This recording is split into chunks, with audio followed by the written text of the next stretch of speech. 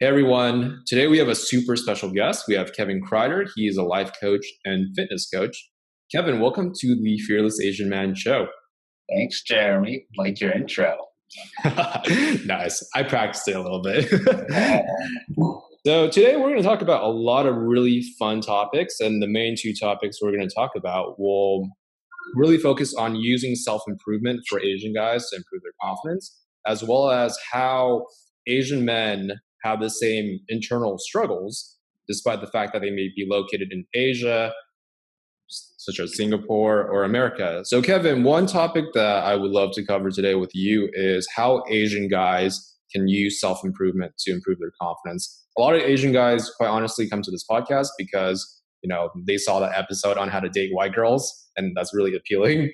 I know that's a hot topic for Asian guys, but you and I both agree that it's better for Asian guys to build up their masculinity in a healthy way, build up their confidence. So can you kind of give pointers on how Asian guys can focus on their self-improvement and really build that confidence that is long-lasting and is secure, as opposed to something that's based on just getting women? Yeah, that's a really good loaded question, actually, because self-improvement was something that I really avoided for a very long time in my life because I thought, there's nothing wrong with me. What do I need to self-improve for? But when you have that type of attitude, it can be pretty dangerous because that really doesn't leave room for improvement, which is just what it is. It's not saying there's anything really wrong. It's just you want to improve yourself. And since a lot of Asians that I've come across won't seek outside help unless it's business consulting or fashion consulting, right? And for some reason, we're just so consumed with just how we look and what we're wearing. I feel like, especially as Asian men, since Asians in general care so much about the exterior, about how they look, they could really use self-improvement to tie that whole package together, because really a lot of self-improvement, especially for what I do and I know what you do, building up confidence, does come from within. Unfortunately, I can't buy that for you, and you're going to wear it and people are going to go, oh yeah, look at that guy, he's wearing confidence. It's not something like that. But the thing is, it can really improve not just your lifestyle but your mental health, which is huge, since I know a lot of Asians won't seek out mental health. So instead of seeking out mental health, maybe the next best approach is to actually find somebody who will help you to self-improve, like a confidence coach or a life coach or a fitness coach, just to help you improve on that without having to see like a shrink or a psychiatrist for shame reasons or whatever reasons you might have. And I know for me, it's really helped with my confidence seeking coaches. So it's not like I'm a life coach all of a sudden because I never had one. I've had one before.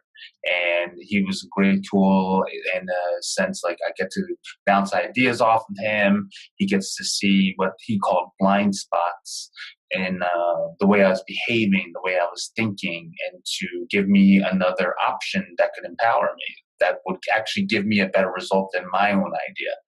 And I find it's a lot better than just a friend, because friends will tell you kind of whatever they want you to hear. They don't want to hurt your feelings, or they're kind of being a dick about it sometimes, which is not also the best case scenario either. So I just find that self-improvement, if we can just look at it as a way to improve ourselves every single time we seek another coach or a confidence coach, I think if we wrap our head around that instead of just thinking something's wrong with us, why do I need somebody like that? Then I think it would really improve us. It would help us out a lot. Yeah, and you bring up a really big point I noticed with a lot of Asian guys, especially when they suffer with their confidence, is the fact that I think Asian culture, since it's very shame-based, and we grow up with, like, you can't bring dishonor on the family. I know that sounds like it's from Mulan and all that stuff, but like it really is a true thing. Like don't make us look bad. Like you always have to put on a face. That's why Asian guys will burn themselves out in their career. That's why they're going to go into professions that they don't enjoy. I mean, yeah, if you want to be a doctor, great. But like, I know a lot of people are just in med school because they felt like their parents pressured them. And everything actually is kind of based on that idea of looking good. And actually for a lot of guys, they don't realize it. When they find dating coaches and pickup artists, it's still based on that performance, right? It's like, if I can perform and put on a good show for these women, then I can acquire these women and make myself feel good. So the question I have for you is, how did you go about, and what advice would you give an Asian guy that's kind of on those treadmills of status and looking good? How would you guide him towards actually building that internal confidence via self-improvement that's not based on what they look like, what they achieve, and all the girls that they can get? I would also add into that what you were just saying. It's just basically an approval. All you're doing is looking for external approvals. So, for instance, like, look, we're all going to look for validation somewhere. But if we look for validation through money, we can always find somebody who makes more money. If we're going to look for validation through how many women we can have, there's always going to be more women to be had. And then there's always going to be somebody who has more women. And then we're going to always be under the approval of our parents, our peers, because we're so concerned about what they think of us. And that's where confidence comes in, where you can listen to it, you might get hurt by it. I'm not saying they don't hurt, these things that people say, but you can still take action despite feeling hurt by it or moving on. Like, for instance, like there's this new thing that people say. It's like, being fearless isn't being fearless. Like, you're not going to never have no fear. It's about making the right action and keep moving despite of fear. Same thing with this. Like, look, we're always going to get hurt by what people say. We're gonna always be under scrutiny. We're gonna keep looking for approval. But actually, the people who aren't looking for other people's approval are usually the ones that really stick out. And then, actually, what ends up happening with that is people are looking for your approval. So it actually goes the opposite way. And then you're in the seat. You're in the driver's seat. And I think if a lot of Asian men stop looking for approval from other people, especially a hierarchy of color base, right? So like white people, for instance, I think we would be on the right track to actually self-improvement in general. Yeah, I agree with that. And I got to ask the deep and loaded questions because I know I was joking about how a lot of Asian guys, the reason they find my podcast is because I specifically have that tagline AMWF, and they're like, oh my God, white girl, right? Boom. Yeah. And I remember actually I was listening to one of was it the TED Talks or one of your videos on how you mentioned there was a little bit of self-hatred and how you used to exclusively date white women. I used to actually fall in that realm too, because I was just like, you know what? I'm over Asian girls. They all like white guys anyway, or a lot of them like white guys. And I was using that to kind of prove myself. Yeah. So on that note, for the Asian guys who, let's say, are chasing this approval and they might intellectually get what we're saying, what you're saying, how would you kind of move them from that intellectual understanding to really embodying it? Because quite often, I will admit, as a coach, there have been times where I can tell a client the right thing they should know about themselves. And they're like, okay, yeah, like I get it, right? But like it's not really something they truly embody. So for the guys that might be asking, like, yeah, I know like chasing white girls is based on validation and all this other stuff. But Kevin, how do I actually go about not chasing that validation and really feeling it? Because I think a lot of Asian guys, especially, they're very cerebral. Yes. I mean me. And like sometimes they spend so much time up in their heads that, they just keep thinking about it and they don't know how to actually feel differently. Yeah, I mean, you got to start asking other people questions. So, for instance, nobody ever asked me, well, what is it about white girls that you like the most? Or are you trying to chase this approval? So, for instance, I didn't know I was actually chasing this approval until I grew older and I realized, holy shit, I was actually so hurt by Asian women and the things they said to me and the neglect and not paying attention, and then seeing them when they said like, oh yeah, I don't prefer white guys, but then this is just my experience. I'm not saying all Asian girls are like this, but then they do 10 times more for a white guy than they would for any other race. And then they actually end up treating your race even worse. Or, they end up just fondling all over the white guy, like that kind of hurt because it was like, you're telling me that you don't find me attractive because I'm your race, but it's okay to like fondle and go over this white guy. They're doing the same thing though, which is kind of like, okay, you hurt me, so I'm going to sting back. And this self-hatred, though, comes from hating the other race, obviously. I'm sorry, hating the other gender, because you're hurt by it. But it's not going to actually make you feel better at the end, because you're actually just limiting your choices anyway. Whenever you just say, I'm going to date white girls, because when you look at the world, white girls are kind of the minority anyway. And then if you're only going to date white girls, that's a very small population. So if you're not having any luck with dating, it's probably because you literally got rid of 9/10 of the world. And then on top of that, I'm not even including some that aren't even into men, and then you just go even smaller, and then the married ones, and you're like, well, you wonder why. It's because you just excluded yourself to one race, and it's not going to make you feel better. And I've heard so many comments of some Asian guys, especially online, who say, well, it takes a real alpha male to date a white girl. Not really. I mean, I was a pussy back then. I could still date a white girl. It's just that you got to ask enough of them until one says, yeah. And then, it wasn't even like, it's fine. Don't get me wrong. It's not like the best thing in the world, but like, it is what you make of it. Like, if you think and see it as a status thing, then it will become a status thing for you. But unfortunately, you're going to go after the wrong idea and the wrong person for the wrong reason. It's very much just like, you're kind of like looking at the car, but you don't check the hood underneath it. And there could be nothing. There could be literally all the parts missing, but you're like, oh, but it's a Ferrari. It's a Tesla. Yeah, but the Tesla doesn't have any parts in it. It's not working, but you're okay with it because it's like you're so consumed with the approval of having a Tesla in your hands, but you can't take it anywhere. You can't drive it. You can't use it. You just like the name with you. It's like a status thing, It's just like, it's so narrow-minded when you just want to date someone for a certain color. It's just like that. And that's what I see it as. No, I'm in agreement with you because I've talked to different guys, try to help different guys, and the guys that tend to struggle the most, or one characteristic they have, is they're usually very resentful towards women in general. Whether it's the white girls that reject them, I'm talking about Asian guys, of course, or the Asian women that, let's say, are going after white guys, or for some other reason. Basically, they can find any excuse to resent women because it's an easy thing, right? It's harder to look at yourself. And the thing that I noticed with them is that this is a little bit of a side point, but I think these guys, it goes back to the point about performance and always looking good, is they objectify the shit out of things. Like, they objectify women to make them feel better.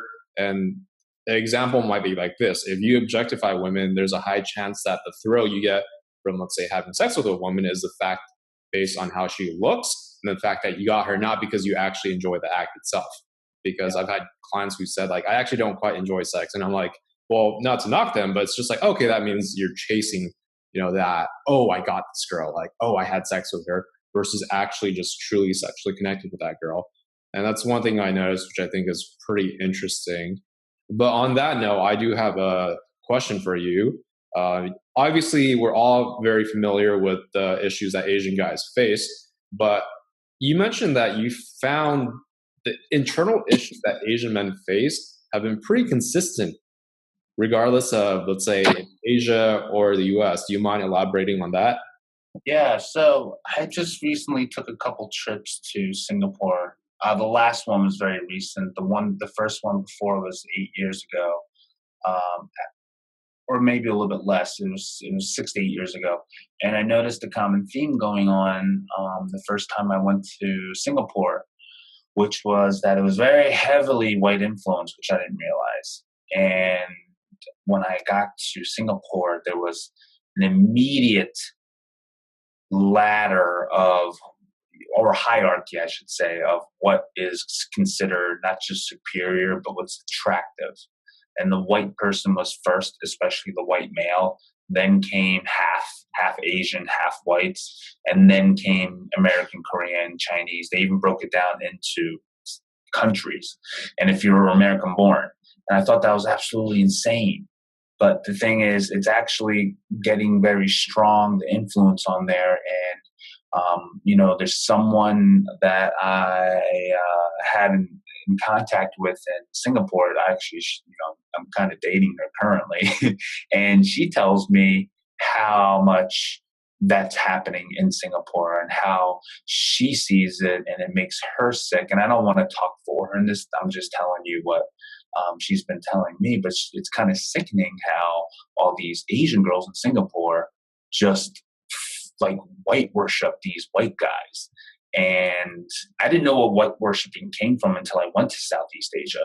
And the Asian girls started using that terminology. So I thought it was just a YouTube thing from trolls, but it's an actual real word they use over there. And when I was in Singapore, the first time I started to recognize that, wait, I'm way ahead of myself.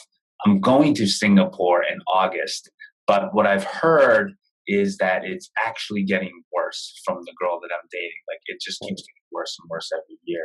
And the problem is a lot of Asian men are getting resentful and pissed off, but they don't know how to get rid of that or take care of it for themselves. And I find that being a growing problem, because if we're getting resentful and pissed off, we're also not only hurting ourselves, but we're hurting other people, but also we're not going to take care of this problem. And we're going to be, if you want to talk about status and being approved and seen, being resentful and pissed off only lowers your status anyway. So it's kind of ironic. Like you don't want your status lowered, but you also don't want to be resentful, but you only know resentful and anger, which also lowers your status that way. Yeah. And dude, resentment is such a huge one, because I know we touched upon it earlier in this podcast.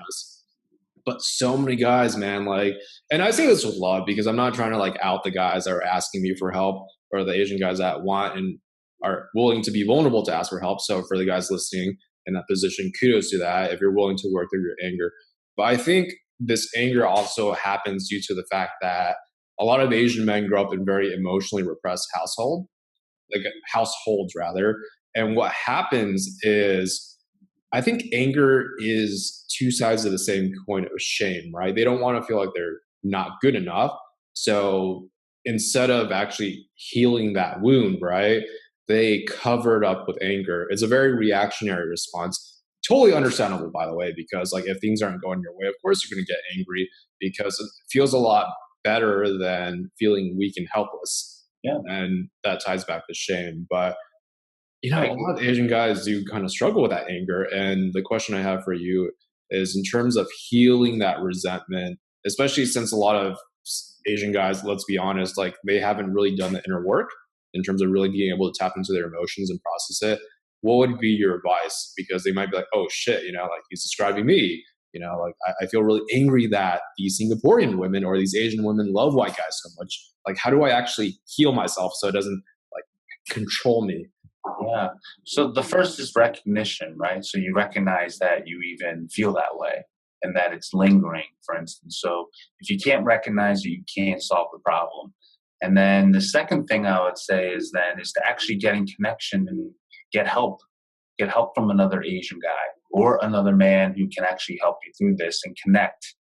And I was just speaking about this yesterday, but like Asian men need to be a lot more vulnerable in the sense that they can talk to another man and express their feelings,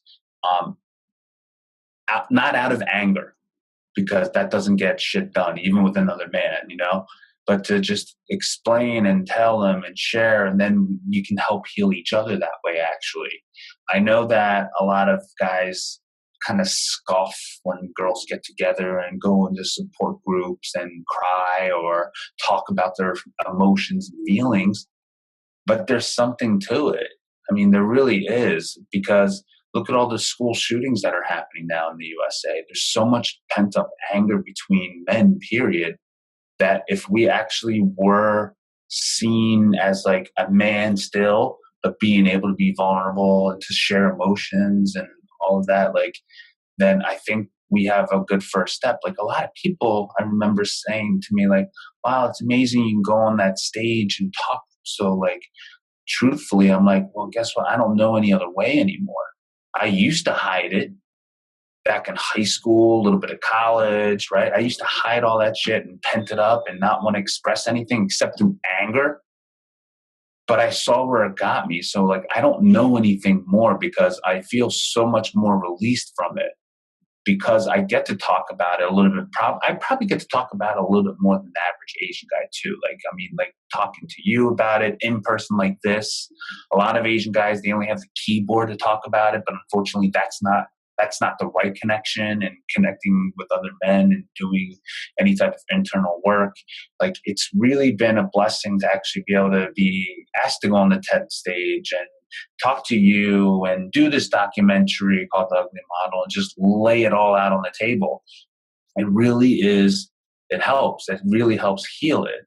Now, I can look at the scar though, and I can learn my lesson, and I don't have to let that scar affect my choices in the future. And then I can share my lessons, and then I can tell other Asian men, like, hey, look, that doesn't help. It only makes you more angry. But the thing is, a lot of them don't just want to keep feeling that, which is okay. You're entitled to your feelings. I'm not trying to tell you it's wrong, but you should try to do something with those actions, those feelings you have, to put it in action and to actually maybe put it into your creative work, or put it into your family, or put it into self-improvement. I mean, I think that's why I've gotten so much into self-improvement, because I wanted to really put that energy to good use. And there's no better investment than improving yourself. It's just flat out true. Like everybody always says, bet on yourself, always invest in yourself. It's never a wasted investment.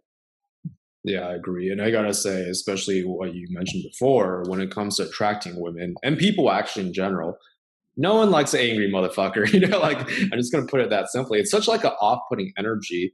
And there have been times I've had angry clients, and maybe I could have been a better coach, but I'm just like, I actually am starting to not like you because it just bleeds over, because then their ears get closed off to new ideas that will help them.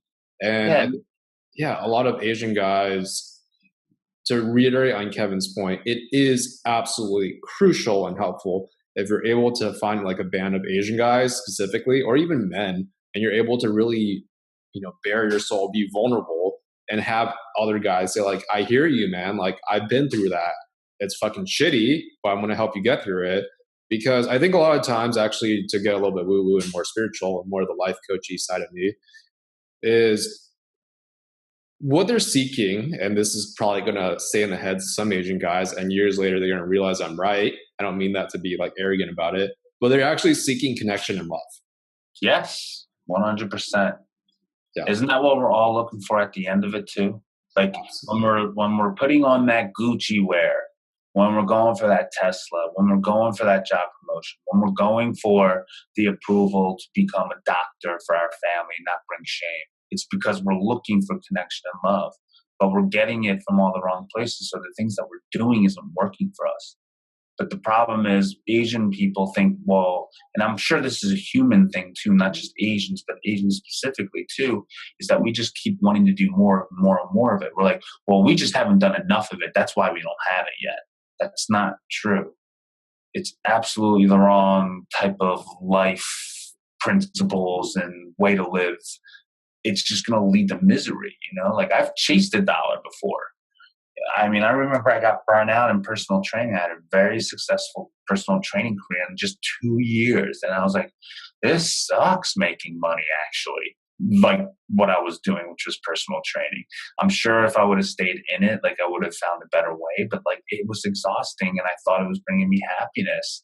I was making money. I had a great corporate job too as a personal trainer. Like it was amazing. I had a car with it, and they gave me benefits, and sometimes I didn't even have to train them, like the corporate people, and I got paid. Like it was awesome. I was going out drinking every weekend. I was meeting girls, but like it didn't make me happy, because no amount of that shit would make me happy. And like there's this saying, no one can make you happy, only you can make you happy. I do think you have to go through a little bit of both to realize that. But the problem is when we keep going for that same thing and keep hitting a wall, and we don't know that that's what we're just chasing, and we can just do it a different way, which is to connect with another person, to really honestly connect. I mean, why do you think like confession works so well? Like I know I don't mean to bring up religion or spirituality, like you said, but most religions and spiritual practices have connection forums, right? Talking to another person, a spiritual teacher, and really connecting with them. Same thing with confession and Catholicism. You're really connecting and telling your deepest, darkest stuff and trust it with another person. And there is something very awakening with that when you can do stuff like that. You can bring out all your faults and why you're pissed, and you can get guidance on what to do next. It's an amazing process. Yeah, I agree with that. And I think it's just so healing when you can actually be heard and connected with another individual and to actually feel their love. Because I think, honestly, I'm going to be real with you, a lot of Asian guys, they don't feel their parents' love. I'm obviously generalizing, but for me, like, I know my parents love me, but I actually remember talking to my girlfriend about this. And she's Hispanic, right? She's Mexican. And, Hispanic people in general, they're very touchy feely, like kiss the shit out of you and everything. And then she was telling how she told her family how like Asian households tend to be like very physical. And she has a lot of Asian friends too. And like, obviously her house was like, oh my God, how else is the kid supposed to know that they're loved, right?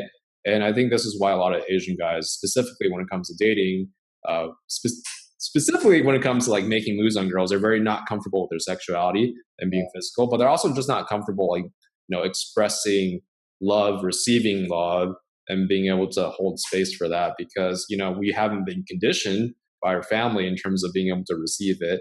And again, this is not to knock Asian parents, because we all come from the Asian culture and every parent shows love differently, but that has been a trend that I have noticed with Asian guys.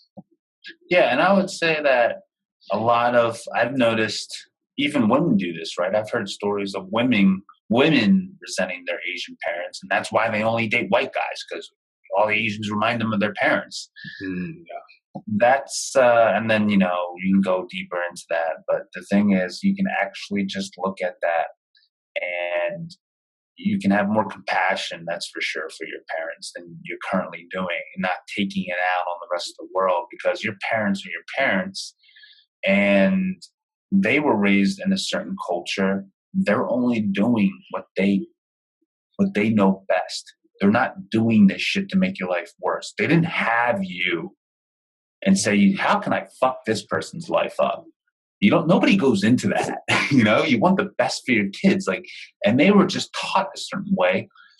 And it kind of worked for them, in all honesty. But things change. And when we expect everything to stay the same, but everything's changing, that's the problem. It's like we want our parents to change, but they're our parents, but things are changing in our cultural life. Well, guess what? Just accept it, that you are different than your parents. You don't think the same way. You don't feel the same way, but you want your parents to think and feel exactly like you. That's where the problem comes in. You just got to accept and love them for who they are and their generation. And they went through some hard shit. I got to tell you, they probably went through some harder shit than we are going through. I mean, we have the best right now. But we want to go look at our parents and blame them for shit that they only thought like they were doing their best on. That's how they were brought up. We were brought up differently. We were brought up in a culture where it's freedom of expression. We can talk, we can feel, we can hug, we can kiss in public, we can say I love you to another, even like the same gender, and not like think it's, oh, dude, it's gay, bro. It's not like that anymore. At least it's not for me. So we don't have to expect them to live like us, and that's where we get in trouble. And then that's when we start resenting our parents and then resenting other Asian people, thinking that they're all like that, and it's not true. Yeah, I think a lot of that kind of goes into when the biggest source of anger, resentment, and victimhood comes from when you are wanting things to be one way and they're not. I know. And that's really where we get in trouble. And look, then people say, it's like, well, how did things change? Well, I'm a rebel. I do everything differently. The problem with that is then you end up just doing shit just to piss people off, just because you think you're a rebel. I'm not saying your parents are right either. I'm not saying that they are justified to treat you like shit if they continue to do that, right? If they're not treating you well, then stand up for it. But if they are, but they just won't love you and hug them, then the best thing you can do is actually just show them love. Just show them unconditional love instead of being that brat that says, well, fuck you, parents. And then up yours, Asian guys and girls, it's like, why don't you just love them for who they are? And then you can change. You don't have to be like that. What do you have to do with your parents' life? They're living their life. Live your own freaking life. Why don't you stop spending your time watching somebody else's life like a reality television show and pay attention to your own life? Yeah. And I think actually it points to when you mentioned the whole rebel thing, I remember reading psychological books on psychology. That's a little bit redundant, but the whole like sometimes actually like it's funny when I'm doing interviews, my mind's going faster than like my words that are coming out, and I'm like, oh, now I'm repeating myself. Fuck. But actually, rebelling is still a reactionary response, right? Because they're trying. It's almost like I'll show you, but still based on you have power over me, or I give you power over me, so I need to show you. And it's like, that's not real healing, though. I would say the same thing. You're literally giving up the only choice and the only thing you have, which is the way you react to it, right? That's what you're giving up. You're literally giving up your choice, free will, and giving it to somebody else. Yeah, and you mentioned a really good point about the bratty syndrome. I know different dating coaches had coined it like little emperor syndrome, but it's more of the whole. I've never heard of that. Yeah, it's quite good, right? Like I kind of want to steal it. Yeah, but it's like when a guy just expects the world to conform to how they think it should be. And again, this goes back to the anger, resentment. But they're like so focused on outside. And you're right. It's just like we can only change ourselves. And yes, we can band together as Asian men and help form a movement to, affect the media and all that stuff. That's all good. But it all kind of starts with ourselves. And it's so much better to like live your life and work on yourself as opposed to always reading and like being angry at people. Like I know it sounds like common sense, but a lot of guys don't follow that advice. Totally. We're too concerned about other people right now instead of too concerned about ourselves. Look, I get it. I used to be there. Like they don't believe me when I used to be there, but I used to hardcore be there, especially when I lived in New York City. And I could also say this too, maybe it was my fault because like you said earlier, nobody likes an angry vibe in a person. Why would you want to be around it? And I was just so angry about it all the time that, yeah, of course no one's going to be one around me. And when I say like this too, and I'm sure you believe this too, Jeremy, but like when we say like it starts with us, it really does mean like us, like as even like me and you, right? It starts with us. Yes, it starts with me first, like me as in Kevin, you as in Jeremy, and then us as in together. Because I just had this discussion yesterday with someone. I personally think Asian men are the furthest behind right now when it comes to like progression and anything besides business and money, right? Like we are the furthest behind in like expressing ourselves, masculinity, having change, or even wanting to speak up about change, and they want to justify not changing, but that's fine. They can live their lives, but I this is really for the people who like want to progress but don't feel like they can. And I just find that there's a lot of people out there who just keep making these dumb excuses, of like why not to improve. The world, like you said, should conform to them instead. But it's like you got a lot of anger to heal. You got a lot of shit you got to work on. And it really does start with you first, but then we can help you. The other men can help you around there. Stop looking for a woman for approval. It's great if they can give you approval and you're working on yourself at the same time. But the problem is we are just looking for approval from other people, not just women. We're looking for approval from other people, period. And it's like a shitty cycle to be going through. We have a lot of work and we have a lot of hurt to heal first. And we're just far behind, but I'm not giving up on it. I think we have a lot of potential. Yeah, we definitely do. And I do agree with that. Like there's a lot of work to be done. There's a lot of inner work to be done specifically. And as we keep doing that and working on ourselves, I think you mentioned a really good point yesterday, Kevin, about how, when it comes to like political activism, like actually more so social activism, Asian people don't really band together, or they're not known for it. And I'm sure for all the Asian activists that have been campaigning, let's say, for better representation in the media and in Hollywood, really good on them. So I'm not denying that. But I will say, like, when I instantly think about representation and unity and actually caring about this stuff, like, I know for a fact the Hispanic community, as well as the Black community in the United States specifically, like, they're known for that. And I think for a lot of Asian people, like, unfortunately, it goes to the whole, like, we can make jokes about Asian people at different Hollywood awards, and no one's going to really say anything, or they're not going to do anything about it. And I think that as we work on ourselves and band together, more and more good things will be coming for the future, as well as current generations of Asian men. Yeah, I think what you were saying too is we don't really help each other out, and it's a shame because I call it the token Asian syndrome because like we just feel like there can only be one of us at the top or in that same level. And it all comes from just feeling like there's not enough room. There's a scarcity mentality when it comes to success, maybe even attractiveness, or trying to get somewhere on top, or with women, or with whatever. And, you know, when you look at the Jews, even, right, the Jews got it down. They only do business with themselves, it seems like. They Yeah. only hire themselves in Hollywood. And yet here we are, we're doing the opposite.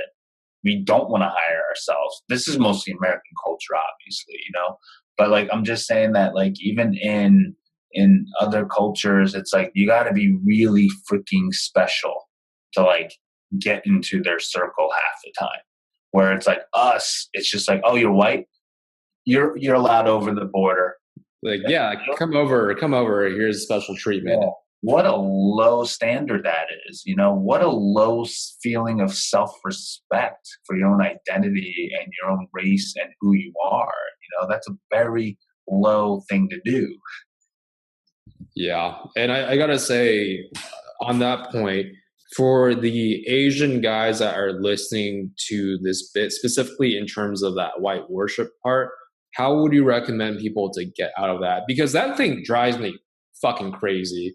I'm actually probably, I wouldn't call myself an Asian nationalist, but are you familiar with that show on Netflix, Ugly Delicious, by any chance? No, I heard about it, but that's the chef, right? Yeah, he's a Korean Yeah. American, and Yeah. he's like kind of known for like promoting Asian food because like they might take him to like street tacos, and then he's like, "Hey, this is like the Chinese dim sum thing, right? That's like a street taco," and he's always like promoting Asian food. And my girlfriend's like, "You are totally that guy. Like every time we go out to eat, you're like, dude, Asian food's better." So I might kind of swing to too much on the spectrum, but I think it drives me crazy when Asian guys, Asian people don't have pride in their cultures. Because if you think about the culture of, let's say Korea, Japan, or China, like, of course, there's a lot of shit behind it, but there's a lot of things to be proud of, right? So, Kevin, the question I have for you is for an Asian guy that is willing to admit to himself that he does kind of put white people on a pedestal, and specifically for the Asian guy that wants to date white girls, what would be your advice to him in terms of building pride and respect in himself as well as his culture? Right. So the way I did it, and this is probably the worst way to do it that I don't recommend, which is to be with as many white girls as you can. To realize that you're probably just chasing the wrong thing. You're going to get super frustrated. You're going to realize it's super limiting. And you'll actually maybe even realize, oh, I really actually prefer Asian girls. Maybe at the end of this. That's kind of what happened to me. It's like no amount of, or whoever I was dating was going to really fulfill me because there was a part of me that was denying who I really am, which was actually not, which goes into the second piece of advice. I wasn't embracing my identity. And when I mean embrace, I mean the freaking good and the bad that comes with it. So the martial arts, yes. But what are you going to do with it? Are you going to like just sulk in your shit and just say, oh, you know, Bruce Lee's like that, all to us and blah, blah, blah. We can do something about it. What about when you were in Korea, you having Korean food, right? Or what movies are you going to start watching? What people are you going to start surrounding yourself around? For instance, like I found myself only surrounding myself around white people for a while. It was really lonely, to tell you the truth, because you can't talk about this shit. You got to actually end up making fun of your own race and yourself just to get in or get any laughs, which feels good temporarily because who doesn't like to laugh? But it feels like shit because you're like, oh my God, this is like really what they think of Asians. And this is not cool. And yeah, they say, oh yeah, it's just a joke. Is it? I mean, the fact that there's only me here, the token Asian guy, is it really the joke? I mean, there's 3 billion Asian guys and there's only one person at this table who's Asian. Is it really a joke? So I would say you really have to embrace it. You have to embrace the other race, to the other gender. You have to really embrace the other gender of the same race too.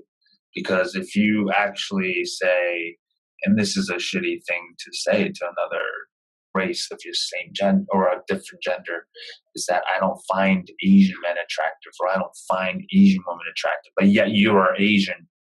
It's definitely what I've spotted as a form of self-hatred. There's something you're really ashamed about that you can't embrace about being Asian. It's totally repelling you towards it, repelling you away from it. So you got to figure out what that is and really make an amends towards it, really. You know, you have to be okay with it. And you actually, not even just okay, but even start to fucking love it. You know, a lot of people ask me, say, well, so what do you think about this K-pop thing? They're skinny, they're girly. And I'm like, good, at least it's getting the word out. Look, I don't want to look like that, but that's just me. And I'm not going to put them down because they look like that. They're doing a good thing still. They're entertaining, they're talented, they're getting the culture out there more. That's a good thing. It's just that we're so quick to shit on the other person whenever we see another Asian person start getting ahead. But I can understand that because nothing's worse than watching people get ahead, but you're still behind. But you're not trying. And you're not doing anything. All you're doing is complaining. Nothing's worse than that. So I can see why they're pissed off, because a lot of Asians don't want to take action. You know, you really don't see too many of that. They only want to keep doing what's safe, which is, let's just be very successful doctors and lawyers. I don't even know why I said lawyers. There's no Asian lawyers, just doctors. But it's like, let's just be a really good Asian doctor. That's all I know. Yeah. And I think it's on a point what you mentioned, the self-hatred. You know, you hate something. I'll rephrase it this way. When you find yourself hating something about someone else and judging them really harshly for it, quite oftentimes that is what you're disowning in yourself and what you don't like about yourself. It's like the guys I've noticed that always say, man, women, like, they're fucking suck. They just want a guy that's rich and has a big dick and all that stuff, right? And again, I'm not denying that, you know, having ample body parts and being tall, good looking, and having money is attractive to women. But then these are the same guys that are objectifying the shit out of women and just trying to have sex with them without regards to who they are as human beings. And I'm just like, you have become the thing that you hate.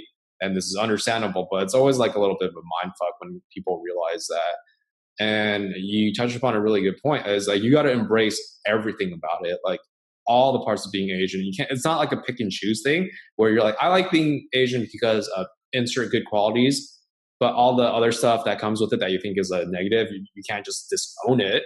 Like, I think full acceptance and love for who you are, where you came from, is absolutely critical. Because again, anything that becomes disowned, and this is again more of the coaching, relationship, confidence side of me speaking, anything you disown and try to repress, it always comes out in a really weird way. And for a lot of the Asian guys, like, it's like trying to have sex with a lot of girls, or always trying to be successful and like hating on other Asian guys, or thinking like, hey, I'm better than other Asian guys because I have white girls, right? This is very fucking common, by the way, for a lot of Asian guys. Yeah. And I understand that too, because I think I was definitely fooled and brainwashed to believe that you are better. You're an exception, as like a white person would say. And I'm like, really? Am I though? Like, I don't think so. You know, because I can't be the only Asian guy you find attractive. There's got to be, and there are.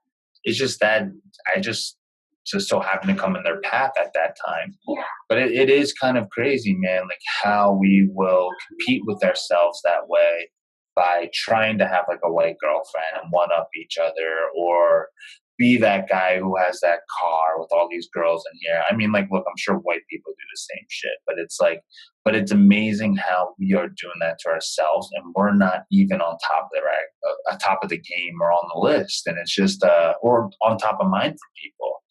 And talking about embracing, like, we have to embrace everything that even means the other gender. You have to embrace that. You have to embrace and love everything about it. And yeah, it's so hard for people because they don't know how to do that. Yeah, and it definitely is a work in progress too, because Totally. I think it's easier. It goes back and forth, right? It's not one or the other, but I think the easiest way to really start loving yourself and loving people is to do both at the same time.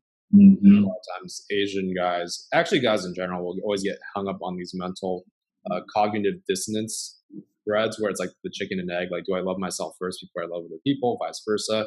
But I Yeah. think like if you start showing love for other people, like your parents that you might resent for one reason or another, for Asian women, for other people, Yeah. you're going to be able to start feeling that more and receiving it more, vice versa, as well as when you're working with yourself. And I think when a person is doing the inner and outer work at the same time, it's a very powerful combination. Totally. I mean, that's why I say to people, like, when I talk about the body and exercising and moving, I don't mean bodybuilding. But yes, you moving and exercising and taking care of yourself, in by default, you start looking better. You just do.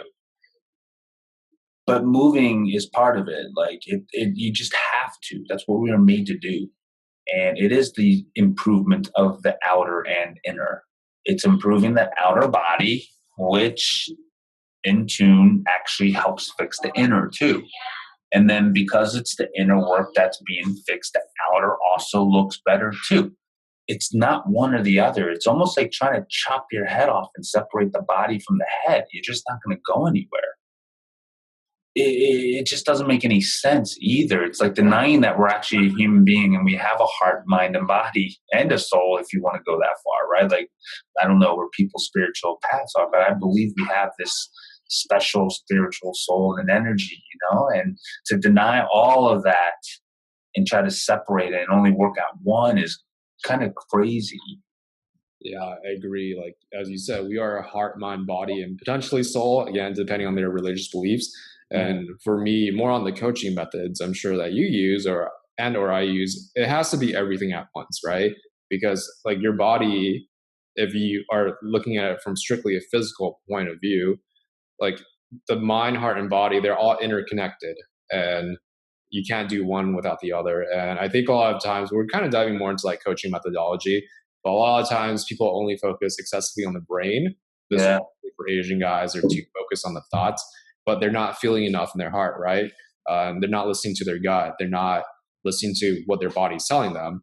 And I think the more in tune you become with your whole self, and you're able to affect all of yourself at once, because you are basically a mini ecosystem and environment, the Yeah. better and faster that inner work and outer work will happen at the same time. Well, actually, that's another thought you brought up, is that I realized there's one thing in common, at least for what I've been seeing with a lot of people just in general, why they can't get this work. Why don't they get it? And I believe it comes down to, it's because we're numbing ourselves with food. We're numbing ourselves with drugs and alcohol. Of Yeah. course you can't get this because you're numb. So none of this like mind work is going to do anything because you're numb. It just won't.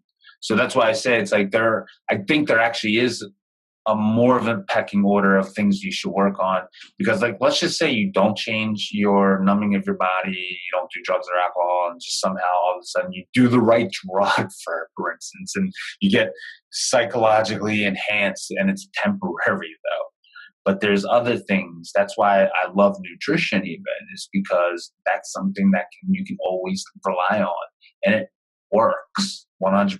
It won't numb your body, so you can take this coaching process that you are giving to other people, or other I am, or your therapist, whatever, or your spiritual teacher. You can actually start processing things because you're not numb to it anymore. And that's what I think a lot of people don't realize. They're like, well, no, I'm not numb to it. I'm alive. I was like, you have no clue. I rarely see people who get super fit and obsessed about it even, right? Somebody who actually gets fit, I very rarely see them ever go back and be like, yeah, it didn't work. And I'm never going to go like look at my nutrition again or exercise. I just haven't come across that yet in my life, really. Yeah. And because it's just so hard to go back to the way you used to be. You just don't feel right. You don't see the world right even. Yeah, and I don't doubt that too, because like literally if your body's stronger and it looks sexier too, and you just feel better, like why would you want to go back to being, let's say, more out of shape, being overweight, Yeah. and like just feeling like shit? And yeah, that makes complete sense to me, because it's almost like, there's usually a little bit of a gap when someone's wanting to change, that they're over here, they want to get to here. But once you actually experience up there, you're like, I have such a visceral reaction to that and experience that. Why would I ever want to go back down? Yeah, exactly.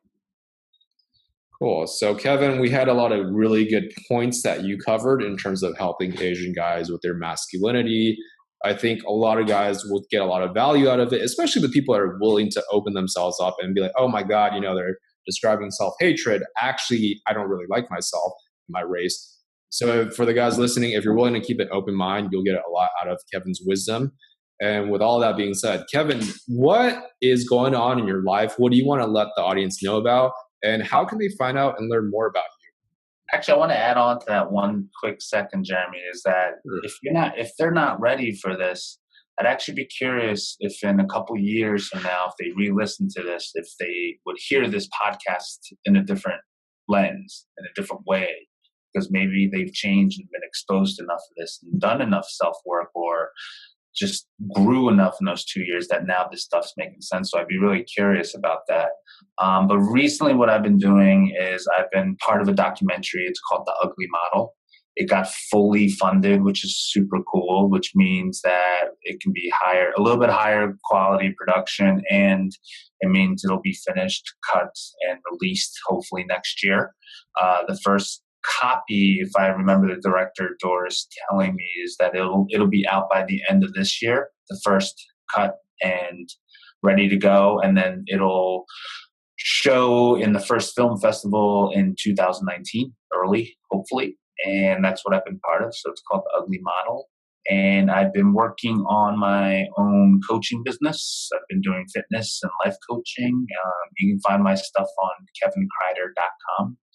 And I just started a podcast. It's called Kevin's Corner of the Ugly Truths. So in that podcast, I speak about the ugly truths of media, masculinity, and also modeling and fitness. A lot of people want to lie to you to bring you into their sales market, and I just want to expose a lot of those truths, and even like photoshopping and stereotypes. So it's a lot of talking and answering questions. Actually, a lot of people have been sending me questions to answer on the podcast. So if any of your listeners have any questions, like, tell them to email me, because I've actually been listening and literally responding to every one of those questions that I have coming in from the pod, and putting it in the podcast, and even giving them a shout out too. Sounds good. And what would be your email address, just for the people that just want to note it mentally? And of course, for all the listeners, I will be putting it in the show notes, but just so everyone's aware. Yeah, so you can actually email me at coaching, COACHING, at Kevin Kreider, KREIDER.com. That's where you can find my email address. Really cool, man. Well, Kevin, thank you for coming on the show. I did actually donate to that Kickstarter. Yes. Documentary. So doing my part, really excited to see it when it comes out. And I got to say, man, like, definitely follow Kevin, check out his stuff, send in your questions over to him. He's got really good stuff. And again, Kevin, thanks for being on the show. I know the listeners got a lot out of it. Thanks, Sherman. Appreciate it, man.